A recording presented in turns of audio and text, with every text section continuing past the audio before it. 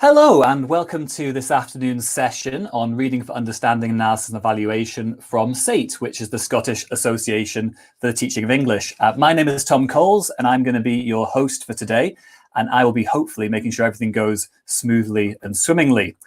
First of all, just a little bit about this session. So if I chuck up this, here we go.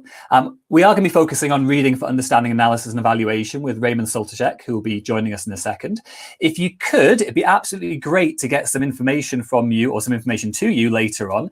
So we can be found, SATE can be found at two addresses. So on Twitter, we are at SateFeed. And here on YouTube, where you're watching us, if you're watching us on YouTube, it'd be great if you could hit the subscribe button below the video. That means you'll get updates for future videos. And we are hoping to be running more sessions in the near future. But today we're going to be looking with Raymond at reading for understanding, analysis and evaluation, some basic principles, looking at some strategies, and maybe having some chat about online teaching and blended learning if there's time. Who are the participants today? Well, my name is Tom Coles. I am based in Highland. I actually live on the Isle of Skye. I'm a high school teacher, an English teacher, and also with my other hat on, I work for Education Scotland one day a week, talking about G Suite and Google Classroom and trying to promote and support the use of those tools by teachers in Scotland. We're being joined in a moment by Raymond Soltysek, who's a high school teacher and a former lecturer in initial teacher education. Raymond was actually one of my tutors when I did my teacher training not that long ago. We will be having a question and answer session. So I'm going to be bringing Raymond in here quickly. Let's just add him here. Hello, Raymond. How are you? Hey, everyone. I'm fine. Thanks, Tom. See you. Thanks for setting this up. I really appreciate it. No problem. I hope we're all ready. So if everything goes according to time, then we'll be having a question and answer session at about 3:10. I'm going to aim to be helping answer some questions in the comments as well under the SATE name. But please save your questions for about 3 o'clock when we'll be asking to pick on some, because it looks like we've got a lot of people watching and we might not be able to catch all of them from the very start. We've had, and it's a fantastic turnout, we've had over 1,000 people registering for this event, and I can tell that right now we have about 500 people watching. So hopefully this is going to be a great session. If you have any comments, please put them in the comment box. However, for now, I'm going to hand over to Raymond, and he's going to talk to you about reading for understanding, analysis and evaluation. All ready? Yeah, thanks very much, Tom. Hi, everyone. Over 500 of you, no pressure on me. For those of you who don't know me, my name is Raymond Soltysek. I'm a former English teacher, head of department, deputy head, and for 17 years I worked in initial teacher education. To those of you who may be my former students, welcome. It's really nice to see you again. Since leaving the university, about 3 years ago, and now I'm back in schools and I do educational consultancy across the UK, and I'm also the national coordinator for NATE in Scotland, SATE. The title page there, you can see my details, how you can contact me. Please, if you have any questions, if you want to share any ideas, if you'd like to discuss in service, things like that. And as well as that, there's a link to join NATE, which I would recommend that everybody does. Anyway, so RUAE. This is an online presentation of a workshop, a seminar I've done with face-to-face with 5 schools in Aberdeenshire schools. So those of you who were at those sessions, it's really nice to see you again. So I'd like to start off basically simply by asking, what is close reading? Now, the thing is, I think if you ask pupils in your class, what is close reading? Most of them will have the same answer. It is reading to answer questions. I'm given a passage, and I'm given some questions and I answer the questions. That's what I do. That's what close reading is. And I think that's a missed opportunity. I think it's an emphasis that we shouldn't be making. But I do think that as teachers, we're responsible for that. I'm also an external examiner for schools in England. Welcome to anybody from England who's joining us today. And I frequently see some really, really good teachers who, even in Key Stage 3, devote lessons to specific exam question techniques that children are going to be sitting in 2 years' time. In Key Stage 3, that's the BGE for us in Scotland, they're focusing on a particular technique. And I remember a couple of years ago watching a really, really good student. It's going to be a fantastic teacher. Do just this with a group of 14-year-olds, looking at a specific GCSE paper question. And I said to him, what you were doing there was really, really good. But why are you doing it? And he said, well, it's preparation for the exam. I said, great, that's fantastic. When are they sitting their exam? And he said, well, round about round about this time in 2 years' time. So I said, about the 20th of May? I said, yeah. So I said, right, okay, so you're going to be doing this for 2 years. And on May the 20th, in 2 years' time, they're going to nail this question. And he said, yes. And then I asked him a question that he found really difficult to answer. And that was, okay, fine. Can you tell me how what you're doing today will have relevance to these pupils on the 21st of May in 2 years' time? And he did find that he had to think about that, but eventually came up with, well, this is a transferable skill. They'll be able to, but that's not where we started, and that's not where our focus is. And certainly in Scotland, as a principal teacher, I remember many teachers coming to me around about October or November and saying, Raymond, what do I do about close reading? I've used all of the past papers in the filing cabinet. So we tend to concentrate on that. And even the support materials that we use tend to concentrate on that. This is a title page of one of the major books used to support RUAE in Scotland. And as you can see, the book starts off with 2 passages, and by page 10, they begin to analyse question types. So what we've done is we've perpetuated this notion that close reading is all about getting a passage, getting some questions, and answering the questions. Now, I'd like to suggest that that's a missed opportunity, because close reading is so much more. Close reading is a life skill that involves instructions for electrical devices, rental agreements, employment contracts, terms and conditions. All of these are real life reading situations where we need to read closely. And I think it's a missed opportunity. And perhaps in BGE or in primary, more of that real life reading might emphasize to our students that, it's very, very important that they develop these skills for life, and that the exam only tests a small part of their capacity to read closely. So that would be my first lesson. My first suggestion, just to concentrate, to remember that real life reading. Now, I'm just going to go through some of the questions, some of the ways in which I interact with students about close reading. And the first thing, I ask them is, how did Andy Murray become a great tennis player?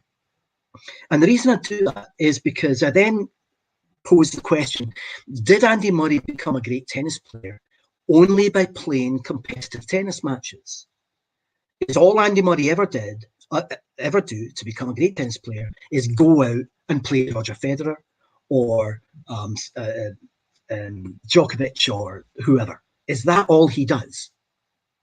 And of course, that's not true. There are so many other things that Andy Murray does that he may never use in a competitive tennis match that make him a great tennis player. And you'll see in the bottom right-hand corner of the screen a little red dot. That's just a way I want to try and manage the amount of discussion that's going to come on. I know I can't see the live feed at the moment. Tom's going to put up some interesting stuff for me from that feed. But I know that many of you will be introducing yourself. Many of you will be recognising each other and saying, hi, Jim, it's good to see you again. Hi, Louise. Remember when that's brilliant. I want you to do that. But when you see the red dot on the screen, I want you to clear the feed of only the question that I'm asking you, answers to the question that I'm asking you. Okay? So what I'd like you to do, just for a minute or so is to pop up some of the other things that Andy Murray does that have made him a great tennis player. Go for it.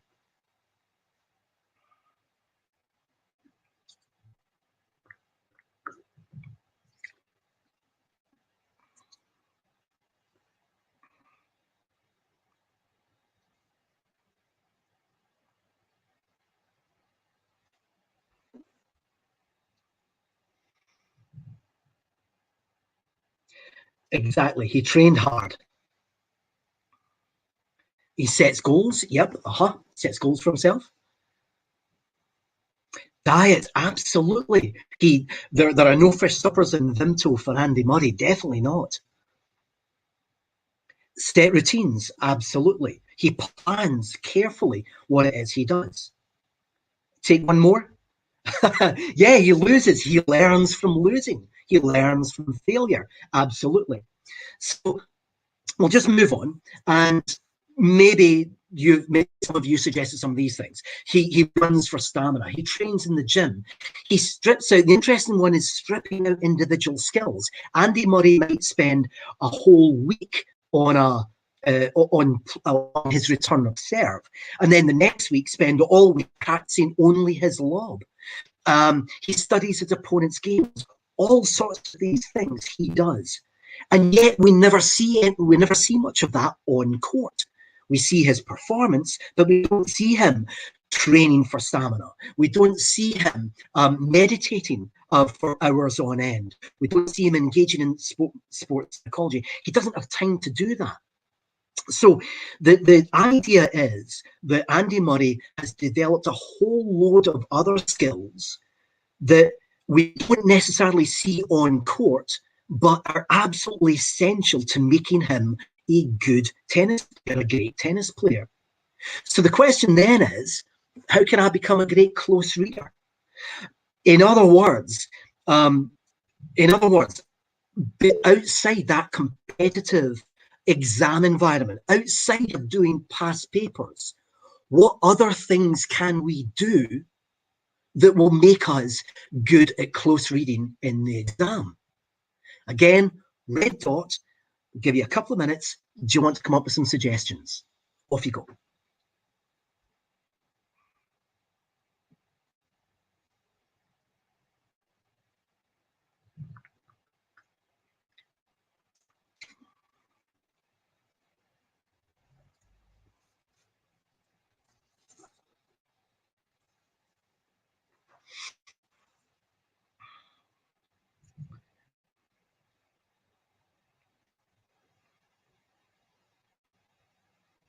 Develop vocabulary, improve general knowledge. That's an interesting one, isn't it?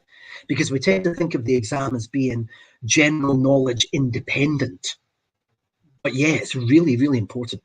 Read a variety of texts, absolutely. Thanks, Gillian. Sandra, read everything and talk about it. Absolutely. And I'll be talking about it a great deal today. Read serious newspapers. I'll be saying a little bit about that in a minute. Jacqueline, reading non-fiction regularly, definitely. We'll take one more. Foster a genuine love of reading for pleasure. Yeah, absolutely. These are all great ideas, fantastic ideas. And of course, it chimes very closely with what the exam board tells us. This is the exam board advice. And all I've done is highlight some of what for me are the key phrases. Read broadsheets generally, and the opinion or comment sections are the most valuable. Extended news coverage is also useful. At the bottom of the page, you need to be reading about ideas in writing, where the writer is developing a line of thought. Okay. We cannot expect to become familiar with this type of complicated writing by looking at a couple of past papers, says the exam board. And that's my objection to looking at close reading largely or even exclusively through past papers, because the past paper is a test, and all a test does is measure how good we are at something. Tests in and of themselves are not designed to improve something. The analogy I often use is the MOT. If you take your car for an MOT on a Monday and it fails, and do nothing to the car and then take it back on Friday, it's going to fail again. So all tests do is measure how good we are at that particular time. They don't necessarily improve. And we can see that in the results of our students. We all know students who 1 week will get a great RUAE paper result and the next fail it. So if past papers improved us, we would see a general improvement. Okay, so past papers are not the sole way, the best way of going about it.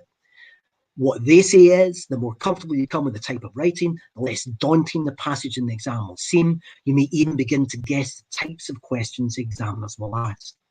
And that's going to be really my theme for today, to think about how we give students control over the passage that they've got in front of them. Because very often when they read a passage, they feel utterly powerless.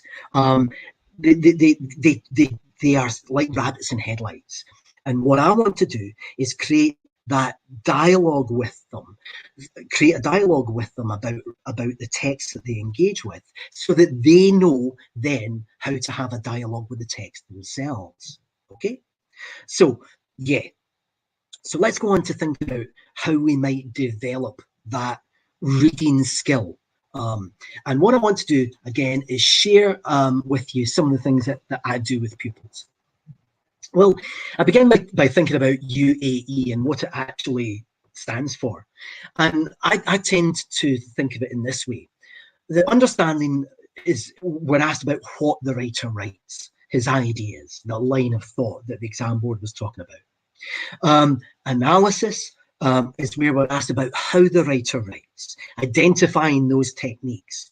And then evaluation is where we're asked about why the writer writes the way he does, or she does, of course. Now, that what, how, why, to me seems to be a nice way of encapsulating what we do, what we're asking them to do as readers. And of course, we can't answer a why question until we can answer a how question. And we can't answer a how question until we can answer a what question. And that's why understanding comes first and is the main focus of the RUAE exam. If a pupil, if a student understands the passage, they are then in a much better position to analyse it, and they're in a much better position then to evaluate it. So it's a hierarchy of skills. So how do we engage with text in first reading? Well, I hope you've had a link to a passage by Claudia Pritchard called "Cyclists Need More Than Wheels of Fortune." It's a passage I really, really like because in a simple passage, in a simple way, it does a lot of the things that I want to talk about. If you haven't had a read at it, you'll get a chance to have a look at it in a minute. In fact, let's just give you that now. Let's just give you 30 seconds maybe to pop up the tab and to skim it if you haven't read it yet. Okay.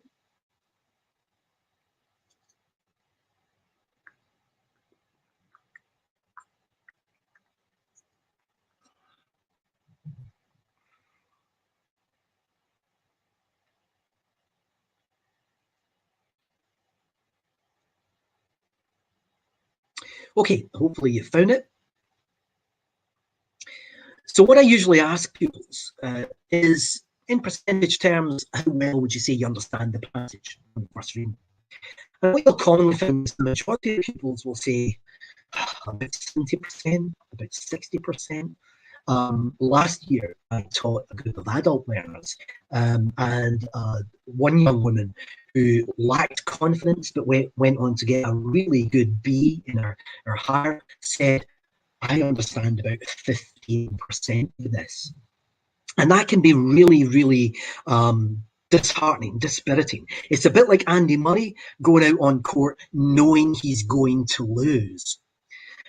And so, now, I don't know about you, but when I was younger, when I was in school, if I didn't understand the passage, I was only ever given one technique to help me understand it better. Very quickly, give you 10 seconds. Can anyone tell me what that one technique was?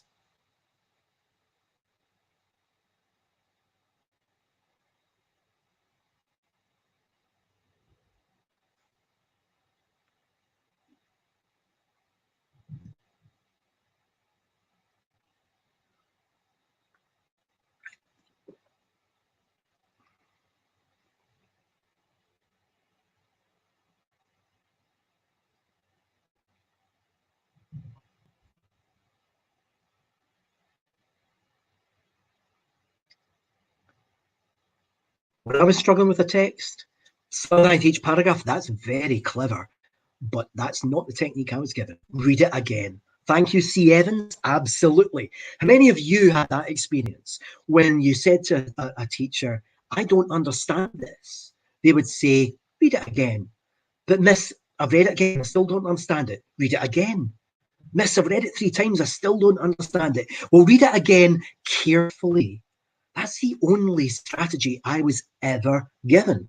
And it's amazing how many pupils today say to me, that's the only, I know it's not the only technique they're taught, but they say, that's the only technique I know, read it again.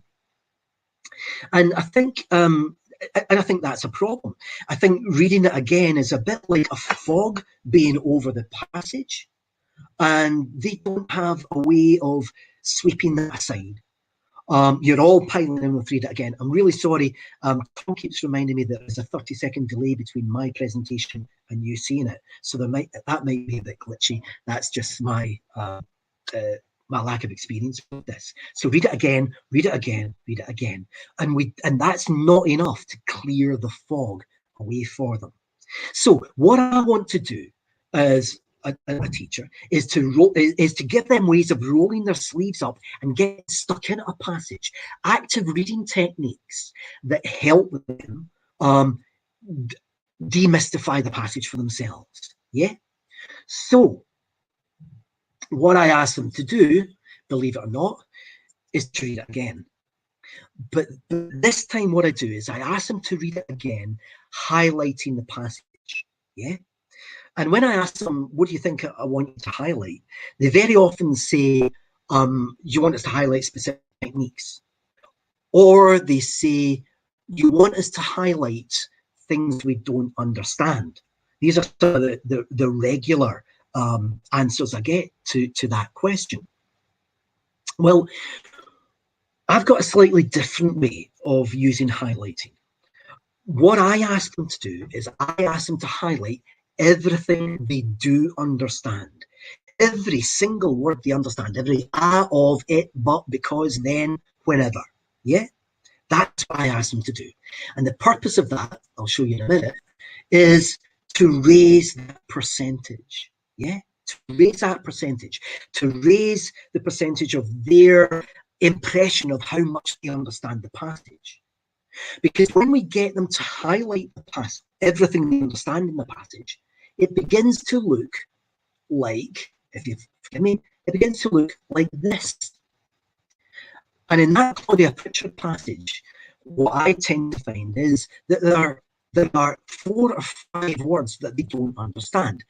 Upbraided, diplomacy, Bach, Bush, cantata. These are the words they don't understand. Now, when they do this, they actually realize that they understand 99.5% of the passage. Okay? That's what they understand. And what that does for them is it boosts their confidence enormously. Pupils who do this, and I've got a lot of colleagues who have adopted this tactic, and they say that the way their pupils look at their reading changes radically. They suddenly realize that they can be in control of the passage. But when they go into that exam hall, even before they open up the title page, they realize that they're going to understand 99.5% of the passage. I'm sure you've found this.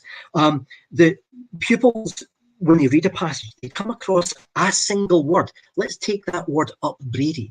They come across that single word and it becomes like an insurmountable hurdle for them. They can't go over it. They think, because I don't understand that word upbraided, I don't understand this passage at all.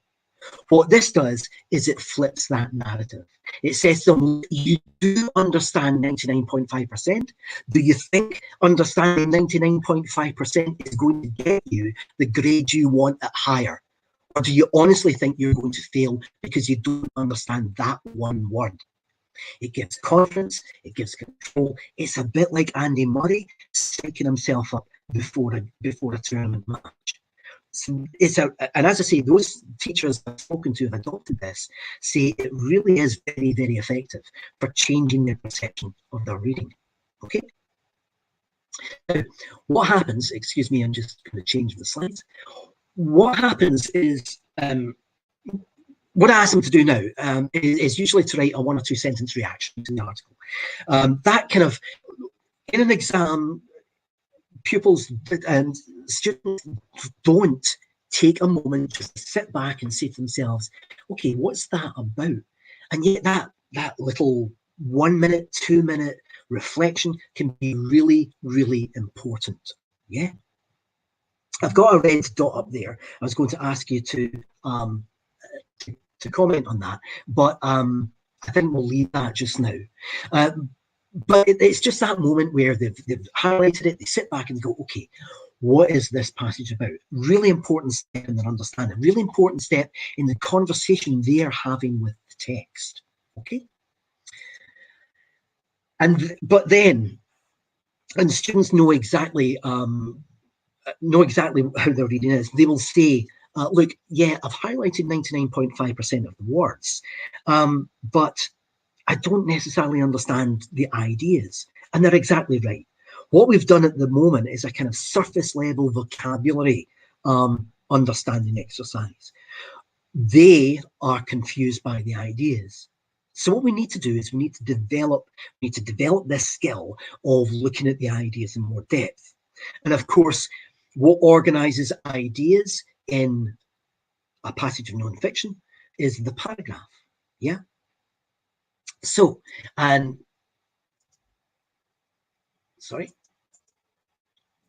we do a little revision of paragraph structure.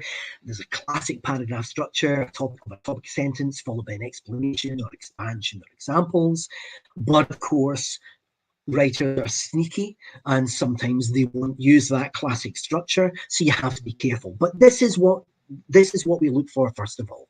And somebody earlier on said that a way we can engage with the passages to summarize the paragraphs, and that's exactly what we're going to do here.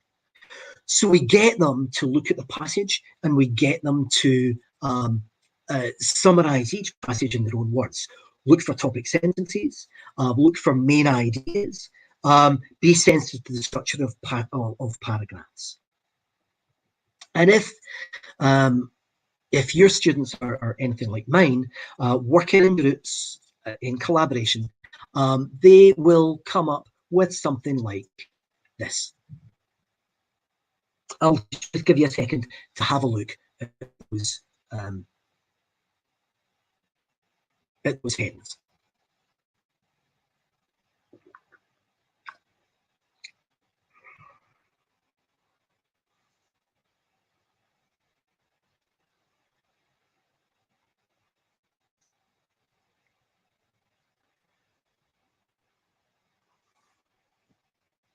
Okay. Now, what I often find is that students feel that the way they're reading a passage must be completely different from the way anyone else is reading a passage. And to do this kind of exercise and then compare their answers actually reassures them that they're reading this in much the same way as everyone else. So that really works for them. And what I've put at the bottom is that this can then be converted into an extended summary. And I'm going to be saying a lot more about this, but it can be converted into a summary that looks like that.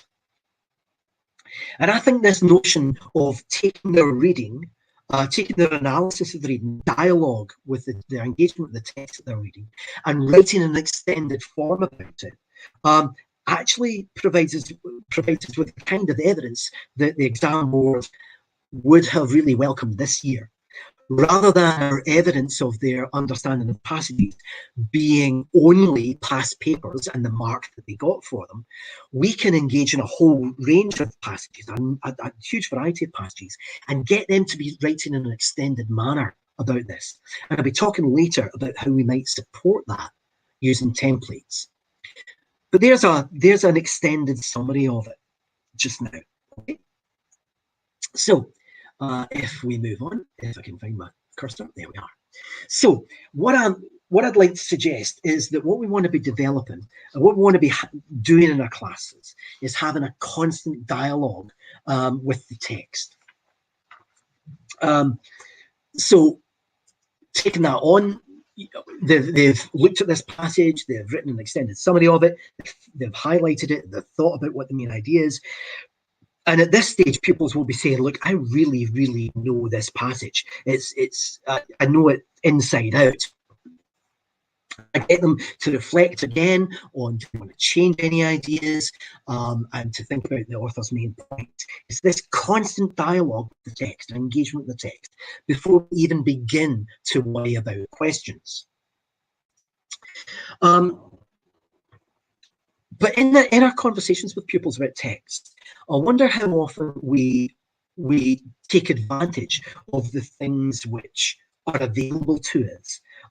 Do we make much of their initial responses as readers, which for me is the most vital thing as an English teacher? What do you think is the first question we should always be asking? When we are close reading, do we tap into their awareness of phonics? Do we teach knowledge about roots, prefixes, suffixes so that they can identify vocabulary? What about extending their knowledge of structure, of paragraph structure, etc.? And how do we work with context clues? So all the time, it's about how do we have an informed dialogue with the pupil about the dialogue we're all having with the text. So I want to take the first paragraph of that Pritchard passage, and what I've done is I've changed the word upbraided and diplomacy into nonsense words, and I tell them that these are nonsense words. Now, the reason I do this is that we want to have a dialogue. We want to engage with the passage. And if some children know the word upbraided, or if some pupils know the word diplomacy, what happens is the rest of the class are robbed of that dialogue. Because a pupil will put their hand up and say, oh, I know what diplomacy means, or upbraided means to give somebody a row. And that robs us of that process. So what I like to do is I like to insert nonsense words there and say, okay, let's look at these words and think about what they do in the context of this passage. We can look at the form of the word. For example, paraded, it ends in ed, so we know it's likely to be a verb. The friend is doing something, and then surrogacy, that ACY, probably that's classy surrogacy. ACY suggests it's a noun, as does the use of an adjective before it, classy. So we're having a dialogue about those two words, so we can see how context might be used to help us work it out. So there's paraded and surrogacy highlighted for us. Doesn't seem to come up. There we go. So let's take the word paraded. And the dialogue we're going to have is going to go along the lines of, well, do we have a topic sentence structured paragraph here? Yes, we do. That first sentence is a topic sentence, and the rest of the paragraph explains what the friend did. So what did the friend do? Well, the friend gave her a row. She knew it was me. And she gave me a row for it. Yeah. So what does paraded mean? Paraded means to give somebody a row. It means to take somebody off. Fine, okay. But we can then ask, let's look at that first sentence again. A friend has just paraded me. Now that's explained in the rest of the paragraph with this notion of giving somebody a row. But is that the only thing that's said in the first sentence? Well, no. Something else is said in the first sentence. It said that the friend gave her a row in the gentlest way. So in the subsequent explanation, what part of that do you think relates back to this notion of being in the gentlest way? Surrogacy, yeah?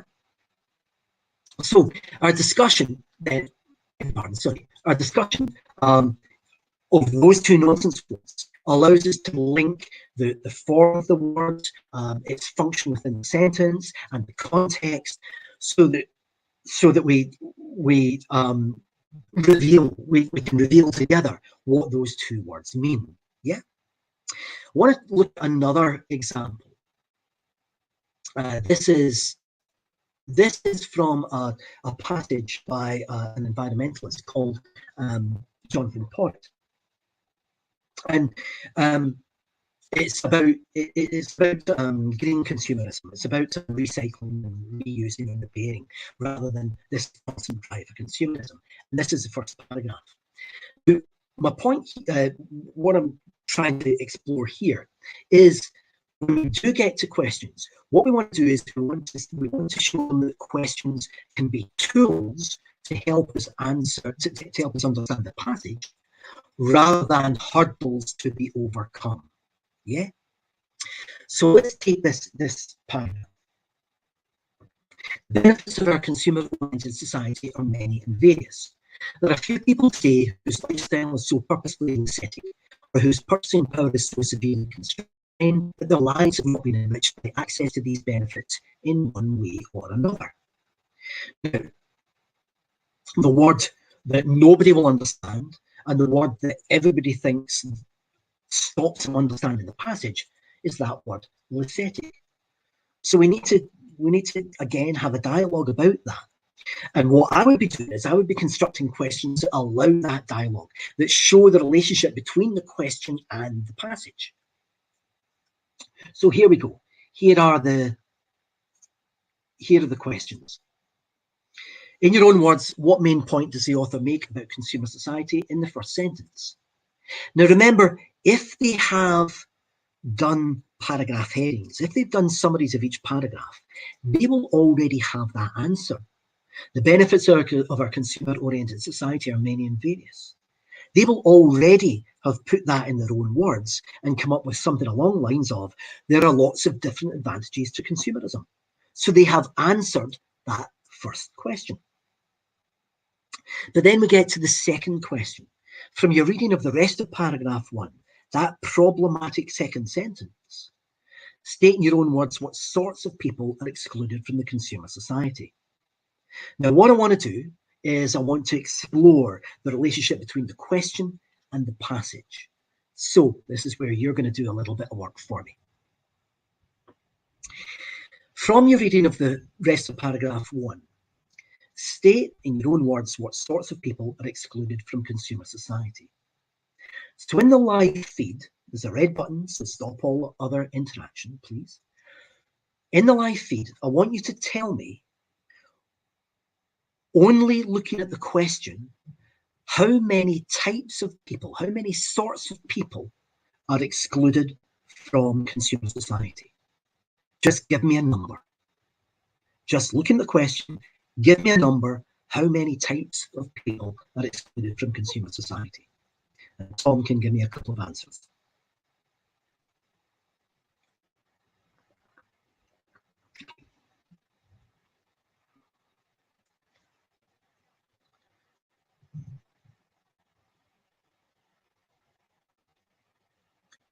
Remember, only looking at the question, how many sorts of people are excluded from consumer society? More than one, thank you, Shanti. I think we can be more specific than that. I think we can make a better guess. 2, says Elizabeth. Take another couple. Minority, right? Somebody's reading this in a quite complex way. 3, says Stacey. Okay. 2 plus. All right. Okay. Let's leave it there. What hint is there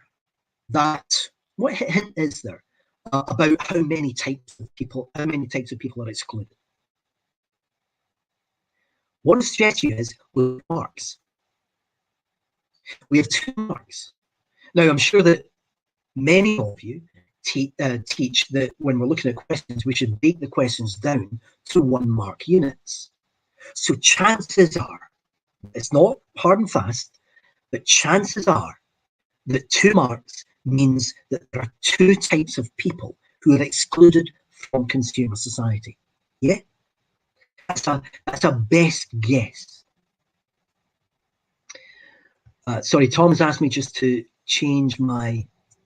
Sorry, Tom has just asked me to change my resolution because I'm breaking up a little bit. So I'm going to take the camera definition down to low, and that means it'll hopefully it'll stream a bit better.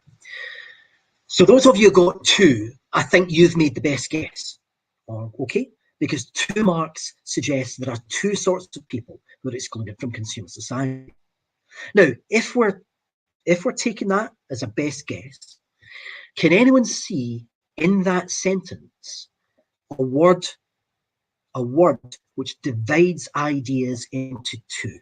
We're looking for 2 things. So is there a word that divides those ideas into 2? Again, let me know. 1 word, type it in, let me know.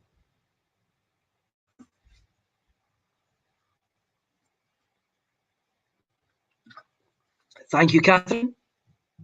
That's absolutely right. Elspeth's gone for 2 words when I asked for 1, but okay, that's fine. 1 more, or, absolutely. You're all getting. Or is the word that divides things into 2. So let's think about where we've got so far. Looking at the question, we're asking what types of people are excluded. The 2 mark suggests it's 2 types of people, and we have that pattern in the sentence that splits the idea into 2, or. So would it be okay for me to say that we're probably going to find the first type of person before the or, and the second type of person after the or? Yeah, I'm going to suggest that most of you would agree with that. That we've got apples or oranges. Yeah, we've got blur or pulp. Okay, I didn't mention Oasis there. You'll notice. So or does that for us. So before the or, what type of person do we have? Well, we have lycetic people, and we already know that we don't understand what that means. It's too hard for us at the moment. But what about after the or? Or those people whose purchasing power is so severely constrained. So again, your suggestions, please. What sort of person has purchasing power that is constrained? Give me some ideas.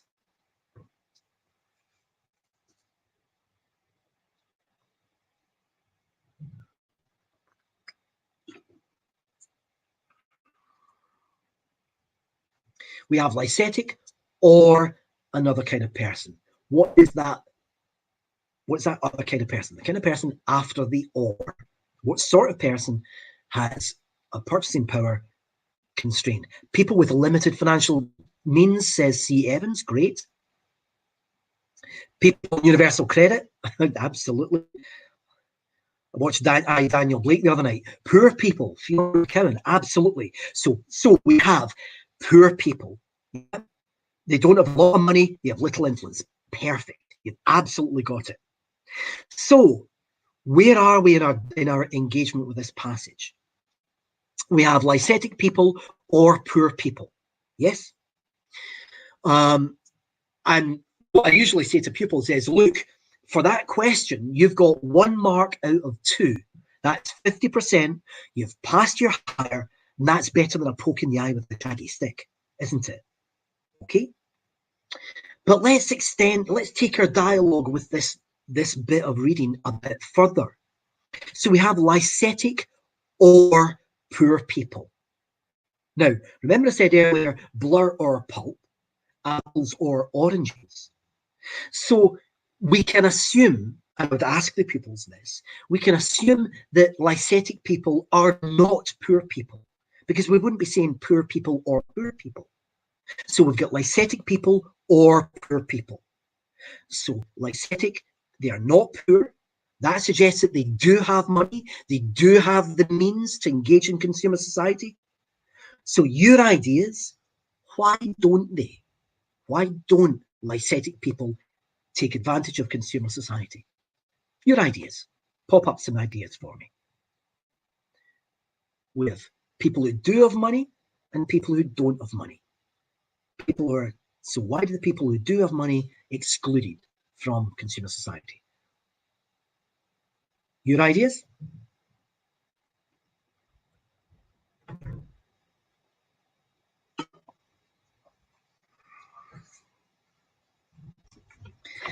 Oh, Emma, perfect. Miserly or stingy. Yes. They are deliberately frugal. I've definitely got a lot of English teachers here.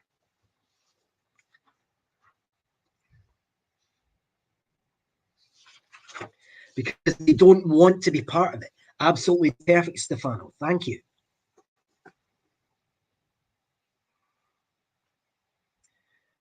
Backward, contrary, lazy. They might be lazy, yeah. They just can't be bothered going to the shops.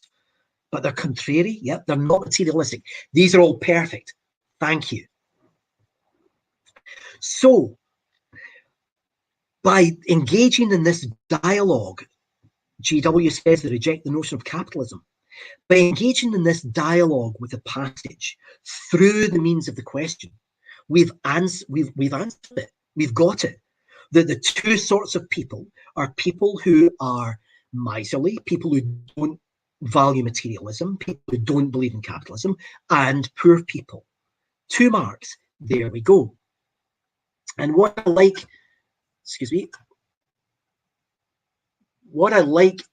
to suggest to the pupils is that little words are actually much more important than big words. I know that in England, I don't know if we have, I presume we have some English teachers here.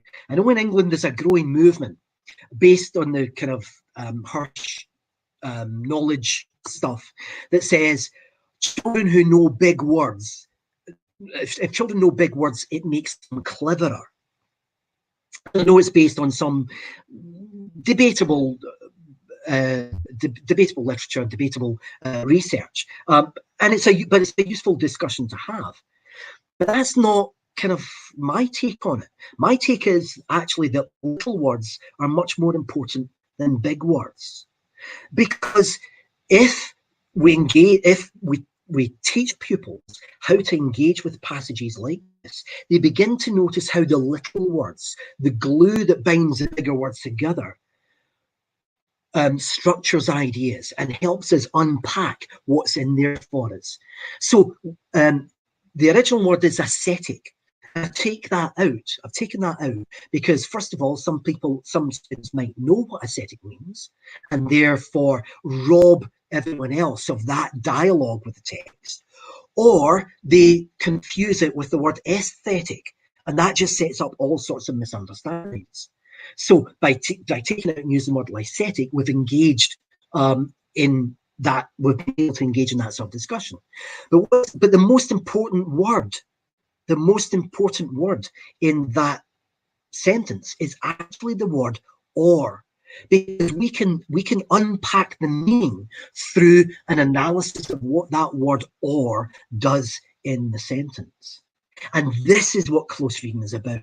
These are the kind of opportunities that I love to see teachers engaging with their students. This close analysis that gives them confidence to roll their sleeves up and get stuck into a passage. And we can see another example of this little words in the Pritchard passage earlier. If we paragraph 2, if we ask what the main idea here is, it's a bit confusing because this is not the standard paragraph. This is not a topic sentence followed by an explanation or examples. Actually, what's happening is there are 3 main ideas, and they are structured by the words "it's true," "but," and. Yeah, it's true I had my earphones in, but I can still hear things, and I don't think drivers can. So again, engagement with those little words allows us to roll our sleeves up, get stuck in about the structure, and see how the ideas are structured. Okay, so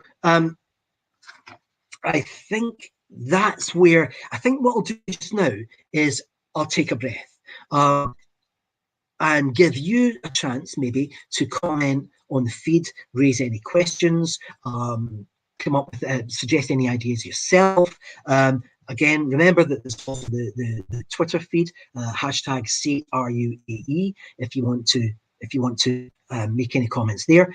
But given where we are just now, what are you thinking so far? All right.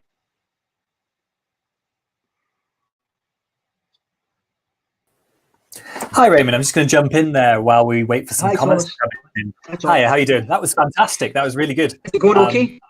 Yeah, everything's going great. We've still got, close to 1,000 people watching across the 2 platforms and comments coming in. So, and people engaging really, really well. I've been handing out virtual merits in the comments to keep people going along. Something saying they're really enjoying it so far, which is fantastic. People saying great food for thought. It's really useful. I guess people are keen on it. We're looking for, if there are any questions of maybe how you would teach these things. There's the $1 million question has come up, so I'm gonna take some positives for the moment. Some great suggestions. Really useful. Really enjoying this. But Sandra's asking, the $1 million question: how do they do this in the exam? No, this is a question from Sandra. Right. Okay. How do you suggest we turn this process into blended learning with face-to-face time in class and then home learning elsewhere? Any ideas on that? I forgot to use the Jamboard earlier, so I'll maybe refer back to that. That the Jamboard can be used, or I'll maybe try and use it at the end. But I mean, I think this kind of comment in the threads.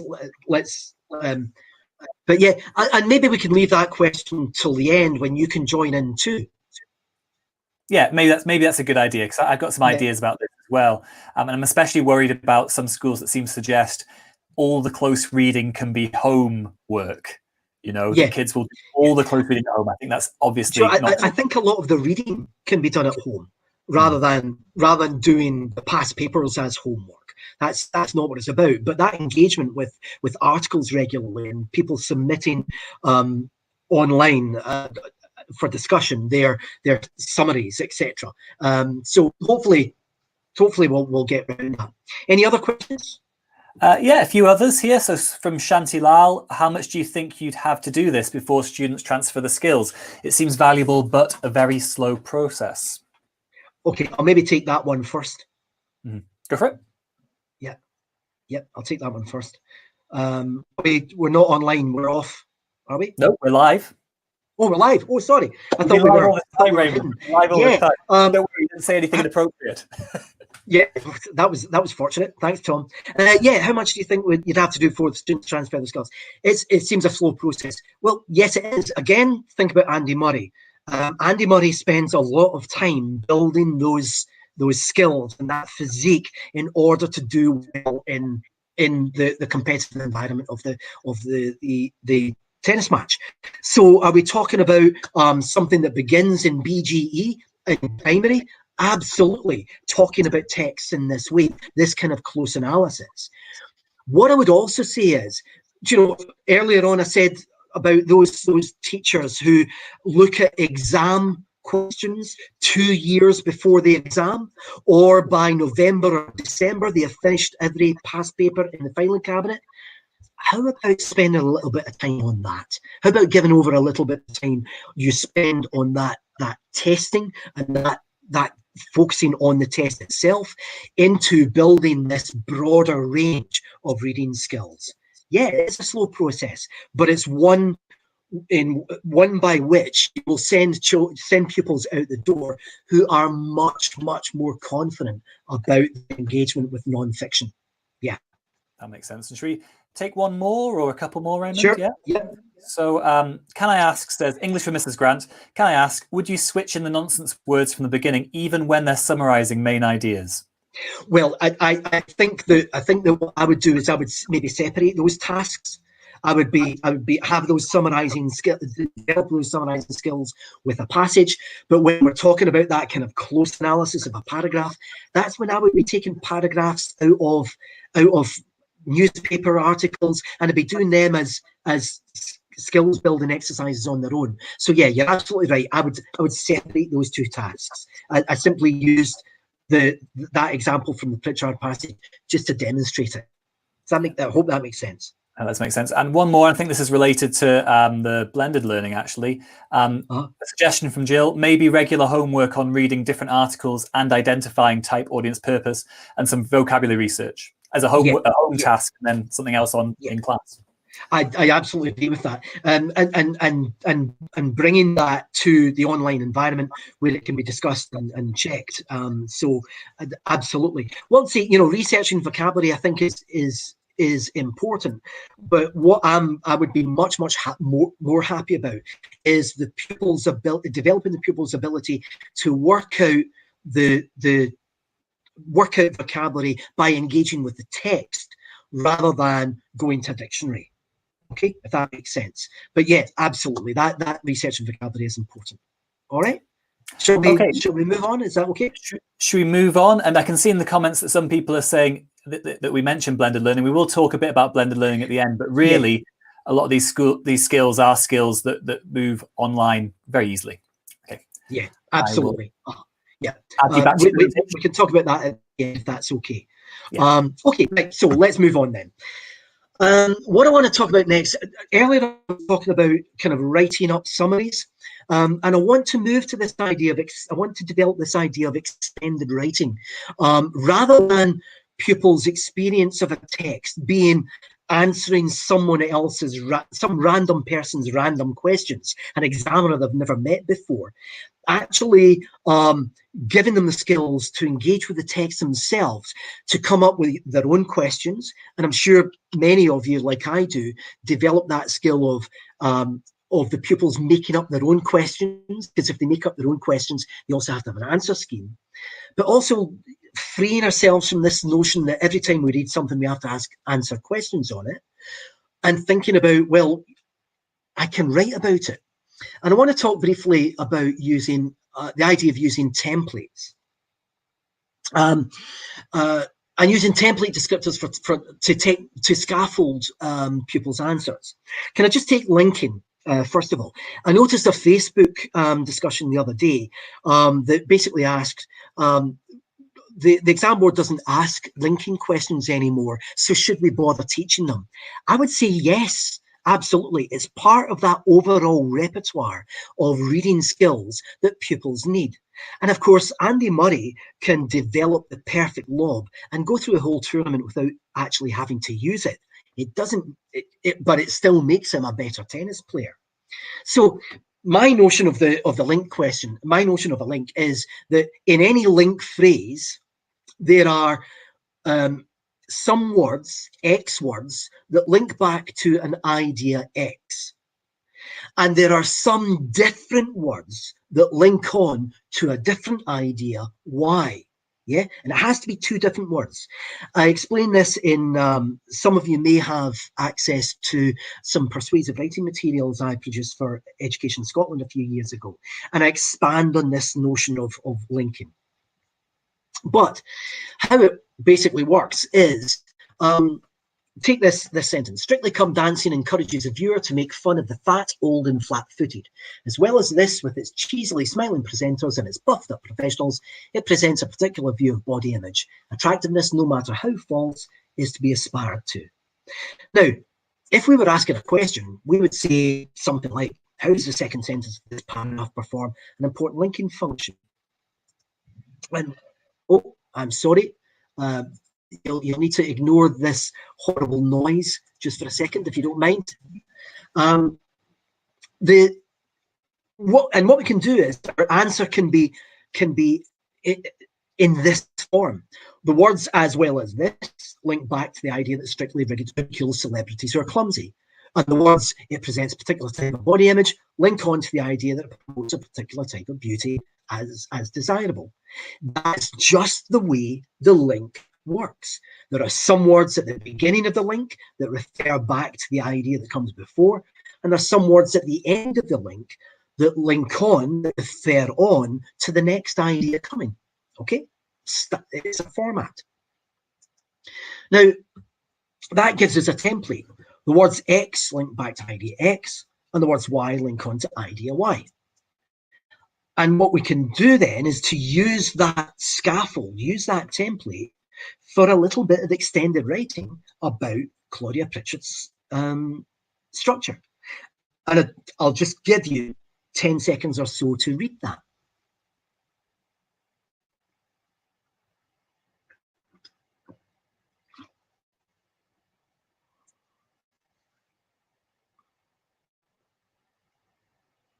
Okay, so this piece of extended writing that uses the template to scaffold what the people's saying. Okay, so there's one template. Let's take another template. I call these unattributed quotations. There's probably a very technical word for them that I haven't discovered, but an unattributed quotation is where the author's view is where the author uses inverted commas to get their point across. And the idea of an unattributed quotation is it's those moments where a writer puts inverted commas around a word or phrase, but doesn't tell you who said that. Okay? So let's take, and what the author is saying there is that these are someone else's words. And the key to this notion is that when a writer puts inverted commas around someone else's words, what they're saying is, you don't know whose words these are, but they are not mine. Yeah? And that's the key to the unattributed quotation. And the beauty of them is that they're so easy to spot in a passage. Let's take this.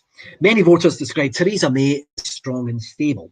That's a wee bit out of date, but now that just makes a statement. But look at how the whole meaning of that statement is changed when we use inverted commas, when we use that punctuation. We're saying some people, many voters say that Theresa May is strong and stable, but I wouldn't say that, and therefore I disagree. And that gives us a really neat wee template that says the author puts inverted commas around the words X to indicate these are someone else's words, not his or hers. This suggests he does not believe X or believes Y. And looking at the Pritchard passage, we can use that template to allow the students to write in an extended form like that. In the third paragraph, Pritchard puts inverted commas around the word minor to indicate these are someone else's words, not hers. This suggests she does not believe drivers encroaching in a cycle box is a minor offence, rather she believes it is major. So the template supports the pupils writing about the text. And of course, if you want to transfer that to the exam, it gives them a template that they can revise that will structure their answer in the exam. You write that, you're going to get a mark or two, no problem. Okay, so there's one template. A couple of other templates I find really effective are about viewpoint and word choice. Let's take this sentence, let's take this idea, the killing of civilians in Syria is worrying. Now, that might well be written as the slaughter of innocent civilians in Syria is nightmarish. Now, the way I see viewpoint and word choice, and you might not, so you might approach this very differently, is that two things go on in word choice. First of all, the author substitutes a motive word for a less emotive word. So the author uses slaughter instead of killing to suggest that the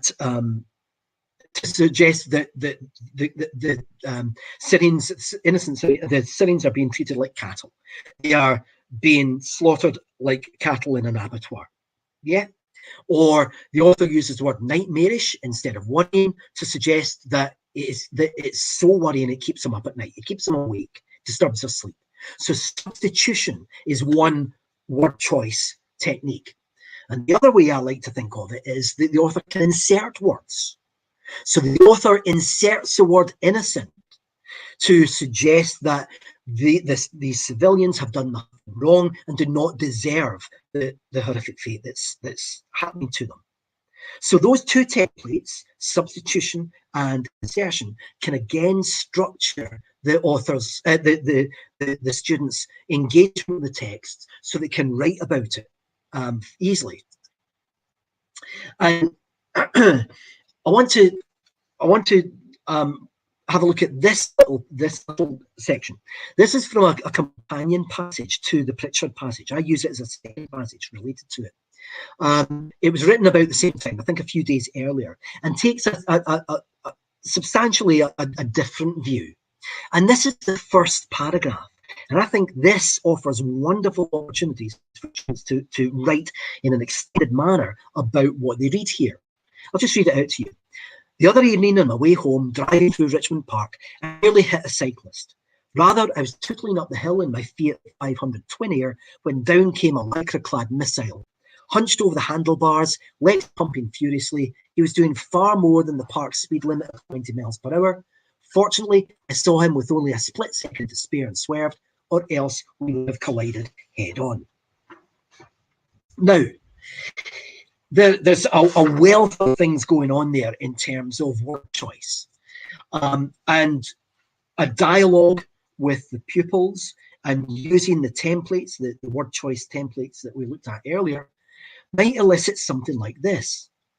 Blackhurst's use of word choice and imagery in the first paragraph is very skillful. First, he uses the word tootling instead of drive to emphasize how slow his car is, and inserts the word tiny to make it appear toy-like.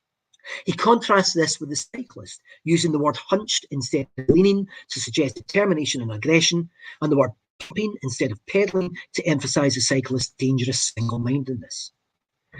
Can you imagine, as an examiner, getting that in an exam as an answer to a question that asks, show how the author's word choice gets across their opinions, how it expresses their feelings? It's just an ideal answer to me, anyway. So again, we're using the template to structure this extended writing. And another template I like, which isn't mine, I haven't invented it, is the just as so. And I know that many of you will be using this to structure students' answers when we're talking about metaphor or imagery in close reading. I really like it. I struggled with a template for years, and then along came this, and I just snaffled it. I think it's brilliant. So our template is that X is compared to Y. And we see that just as Y is, so X is. And I think that order is really important. That what we're doing is we're taking the imagine, the non-literal comparator second. We're saying in what we're analysing that first. So that again can be used to scaffold a piece of writing like this. His use of metaphor is also highly effective. He compares a cyclist to a lycra-clad missile. Just as a missile is incredibly fast and causes destruction when it strikes, so the cyclist is cycling so fast and so dangerously, he will cause carnage if he collides with the author's car. Now again, that's an ideal RUAE examination answer, but it's also a piece of extended writing. So instead of going through past paper after past paper after past paper, we can engage with the pupils in this kind of a dialogue, this kind of engagement with texts, and get them to be writing in an extended form about the reading that they do. And thinking about blended learning, that is exactly the kind of thing that pupils could be doing at home and submitting for discussion in an online environment. Okay? Now, I realise that we're about 9 minutes past. I've only got one more slide that kind of sums things up. So if you don't mind, we'll take a couple of minutes just this idea of templates and the idea of using them to structure extended writing rather than simply using them in a kind of past paper scenario. What do you think of that? Do you want to take a couple of minutes to reflect on that, or ask me any questions before we just wind up? Thanks a lot.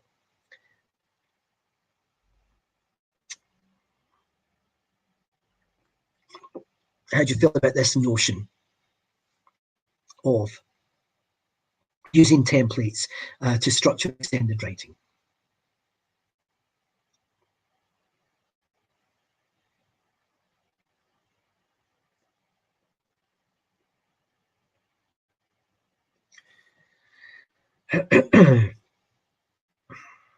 Any ideas? Any thoughts?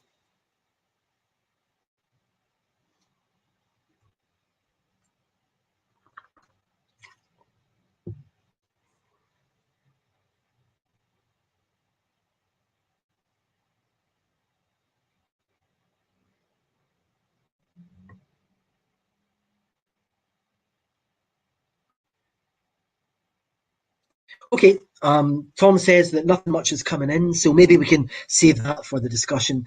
I'll just finish off with a kind of wind up.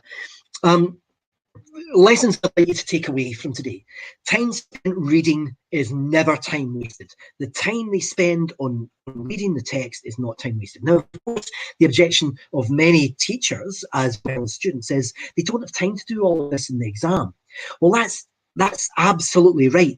They may not have time to do this in the exam, but the thing is, if they need to, it gives them the tools to engage with the passage in front of them. However, many of my students do that. They do on their second reading write paragraph summaries down the margin, and that helps them just firm up what they think about the passage. Again, second message, I'd like you to think about emphasising close reading as a life skill, to do lots of real life reading.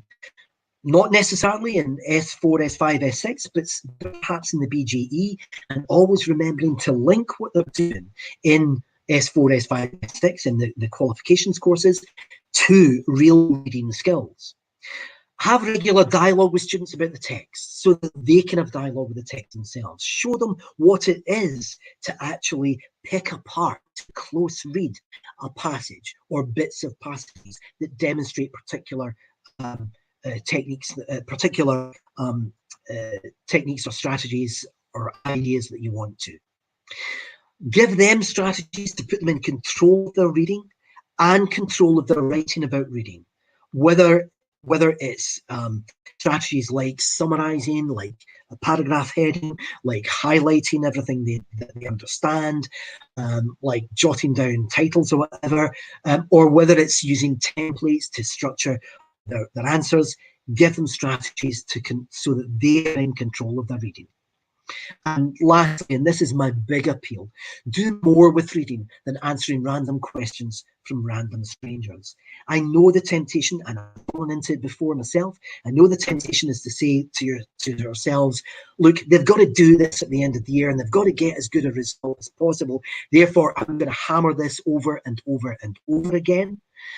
But what that doesn't do is it doesn't develop a broader range of reading strategies that gives them much more confidence when they actually come into the exam situation, just as all of those things that Andy Murray does gives him confidence when he walks out on court to face Novak Djokovic.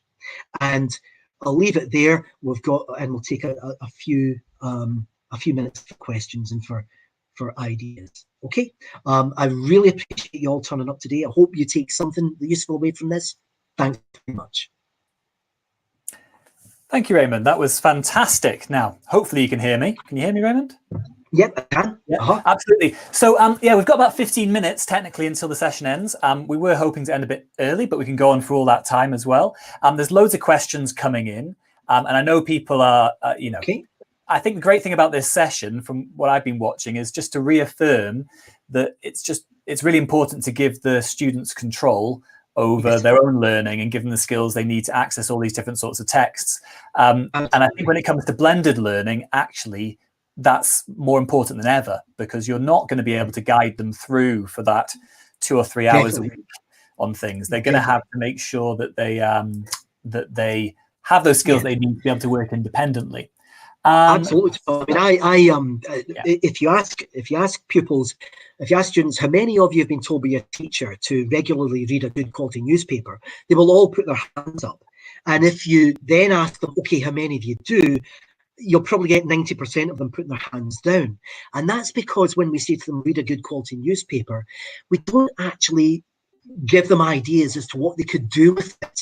And I think that some of these techniques allow that.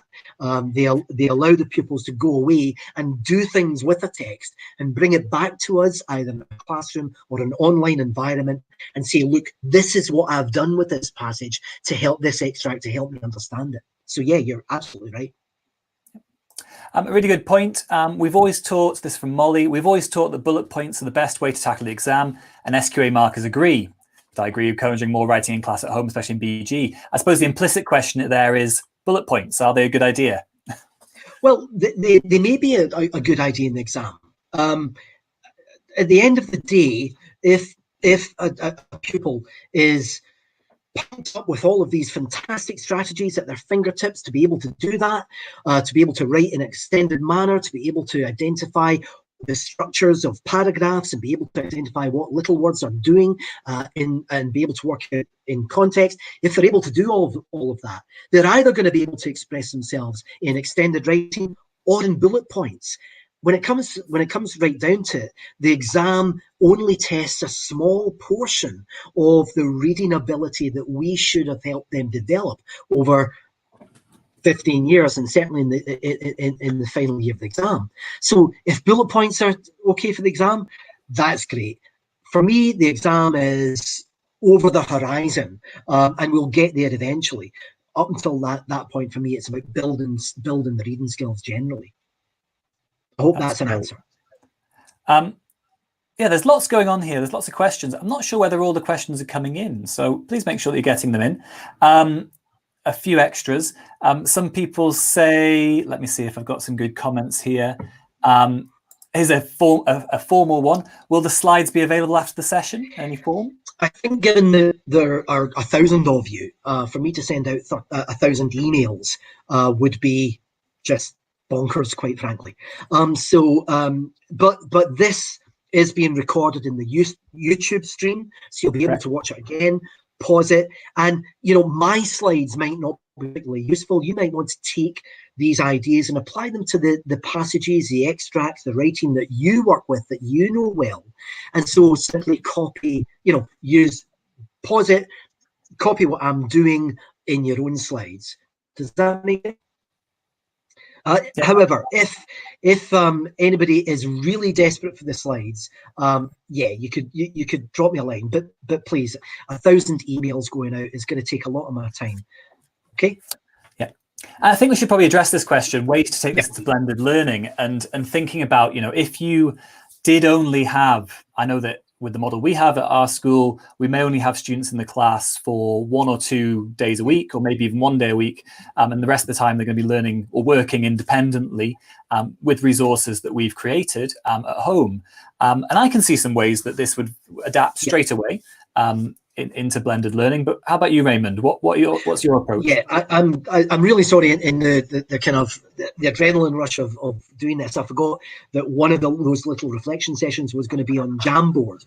Now, if you're not familiar with Jamboard, go to the SATE channel and you'll see Tom's presentation from last week where he shows you how to use Jamboard. I think Jamboard's a great little sticky note thing where you can be getting the whole class sticking notes onto a passage to say, this is what I think, this is what that means. So that's one way. And certainly, as I say, the kind of thing I'm doing, go away, identify your homework for next week is to go away, find a newspaper article in which an unattributed quotation occurs. I want you to write about it, show that you understand it, bring it back to the rest of the class, and let's discuss how that works there. And that can easily be done online too. Yeah. So I am sorry that this is not focused so much on the blended learning. Rather, we're kind of looking at RUE through the medium of blended learning rather than looking at RUE in blended learning. But, you know, the techniques are all there, I think. I think that is the lesson, that the while the technology might be different, then the skills are still the same. And I think close reading is one of those things where actually it does just take a lot of time and a lot of reading for students to get better at it. I was going to quickly, if it's okay, Raymond, I was going to show two things that I do in my classroom to do with which I don't like to call them blended learning, but they are using G Suite tools in order to do some of these sorts of things that we've been talking about, but taking them online. And the first one I'm going to show you is using Google Forms. But actually, I think this is one which is a useful tool or a useful set of skills to develop in order to support close reading of the type that Raymond's been describing today. But I wouldn't say it's a replacement. So I would say the problem that people often have is they sometimes think the technology is a quick fix for things. What I've got here is a kind of a revision tool that I created a long time ago for my National 5 students. What it is it's a digitized credit paper from the old standard grade from 1993 using Google Forms. And what I've done is I've gone through the paper, and you can see the link to it here. It's an extract from a novel, Mr. Alfred M.A. The extract's available in a separate document, and they would read this extract. It won't let me show you it, but they'd read this extract and they'd answer a series of questions. And this has been turned into a Google form, and it's practically a multiple choice or multiple selection thing. This is a really great online learning resource in that it's really straightforward for the kids. It lets them get through a whole close reading paper without doing too much writing. It demonstrates their understanding. But at the same time, I don't think it's necessarily the only direction you want to go. Lots of online tools are very, very good at these kind of multiple choice, quite closed down solutions to close reading, where and it's a lot like the American exam system, you know, A, B, C, or D with a piece of pencil. And that is not the way that the Scottish exam system works. So being able to name the technique is not necessarily a useful skill here. That's right. I would hate this. I would hate this to simply be a step towards doing exam papers online, exam tests online. That's not what it's about. It's about engaging with text. And, you know, all of the kind of highlighting mechanisms I did, that can all be done electronically and presented electronically and discussed electronically. So it's that manipulation of text, that engagement with the text that really interests me. Yeah, well, I'll show you again as well. Another thing that I've done with some of my young people. Now, this is aimed at S3. I know she's your favorite, Raymond, so it's Lady Macbeth. She is indeed. Yeah, so it's not actually a close reading extract, but I think some of the techniques here are very, very similar. This is what I call a Google Hyperdoc, and basically it's all on Act 1, Scene 5, showing the interaction between Macbeth and Lady Macbeth. And it's got a series of different activities in it. So it's got links to YouTube clips, Judi Dench as Lady Macbeth with Ian McKellen as Macbeth, another version from 2010. But then I've given them the extract, and you can see it here, the extract from Lady Macbeth speaking. And the simple task that I've given them straight after is to take a highlighter, okay, and highlight all the bits where you think Lady Macbeth calls on spirits to take away her feminine instinct and replace them with violent actions. And if you go, the task for the kids is simply, come you spirits, here we go, that's a good quote. And that's all their task is, to highlight. And so using these online tools, you can do exactly what all the things that have been talked about. All the things we talked about earlier on. It's just they're in a digital format. It isn't a different type of learning. It's just a different type of technology. Yep, definitely. Yep. So, I mean, questions? I'll have a look and see if there's any more questions. Someone was asking about it being downloaded. Here we go. So do you think a useful activity for this kind of learning is transforming a piece of writing into, say, a story? So transforming texts. I think anything that gets students engaging with the ideas in a text and represent it in a different format, that's just classic classic learning. That when a pupil demonstrates that they can read something and then reproduce it in another form, that's that's a great, that's a fine idea. No problem at all. Keep the comments coming, guys. I know some people have had to head off. That's great. You don't have to apologize. So Sarah Jane says, a blended learning approach could be to model an example of how this is to be done and then build on the skills at home. Yep. I think we tend to overcomplicate it. I would agree, Sarah. Yeah.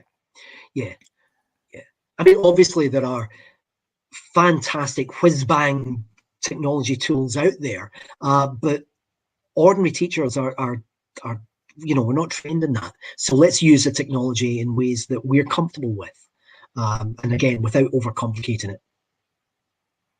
Okay.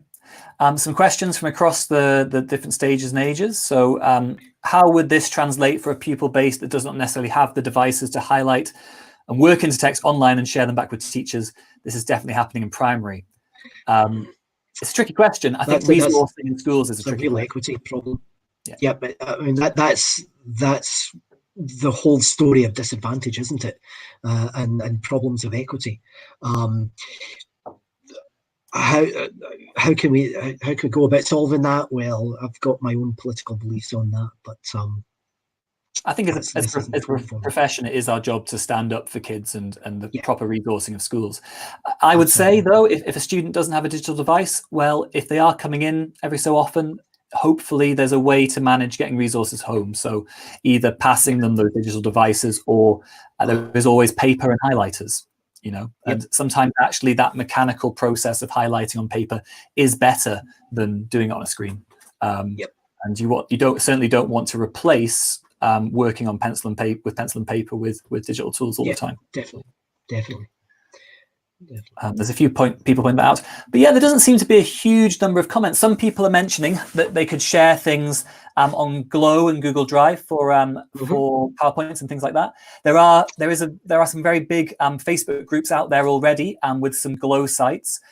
We'll make sure that the SATE Twitter feed retweets one of the English teachers share pages, which is fantastic for getting hundreds of resources. I think anybody who's following at English and Literacy Scotland, I think Claire McVitie there has an online drive. If you like, I know most people, many English teachers in Scotland have access to that. I can ask Claire if she would drop the slides into that. That's great. Well, that's fantastic, everyone. Should we wrap up there, Raymond? Yeah, thanks very much. I've really enjoyed this afternoon. I hope you got something out of it. Please follow us, join NEAT. It's a tremendous association for your own professional development.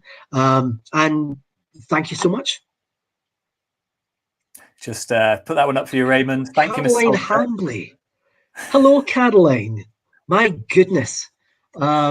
It's good to hear from you, Caroline. Yep, Caroline was a student of mine at Lindsay Academy many years ago. I just thought I'd embarrass you a little bit. Yeah, okay, absolutely. So we will really quickly, I'm going to say a few things about SATE at the end there. So I'm going to send you away, Raymond, really quickly. But thank you so much for joining us today. Thanks for doing all this, Tom. I really appreciate it. Bye. I know I certainly picked up lots and lots of things that I will be using in my classroom. And I think with these training sessions, often it's great to see that I'm doing a lot of things, in a good way. And there's a lot of things where I can improve a little bit, and maybe a few things where I can change my practice a lot. Wow. Okay. Thanks a lot, Tom. I'm speechless. Thanks a lot. Bye for now. Very welcome. So really quickly, thanks so much for watching this event today. Apologies for any of the technical difficulties that you may have seen us having, including speaking just there. We will be running future events, and as we develop our ideas about what this blended learning might be, we're looking for people to come in and talk to us. So if you've seen anything or anyone out there that you think it'd be great to hear more from, then please get in touch with us with suggestions about what we can do. We'd love feedback, and feedback on this session, either leaving comments on the stream on YouTube or contacting us on Twitter. If you do want to see more content like this, then please subscribe to the channel using the play button, the Google YouTube button below the screen, and that will give you notifications on future events. If you look at our page, we've actually got a event all about blended learning that was run last week. It does say it's aimed at primary, but it's really aimed at upper primary and lower secondary. It does cover a lot about blended learning and really what we know so far about what blended learning will be. So please make sure that you're subscribing to us and following us on Twitter. And please make sure you join us for our next session, which we're hoping will be in the very near future. But to finish there, I'd just like to say once again, thank you very much for joining us at SATE, the Scottish Association for the Teaching of English, and we hope to see you soon at another training webinar. Thank you.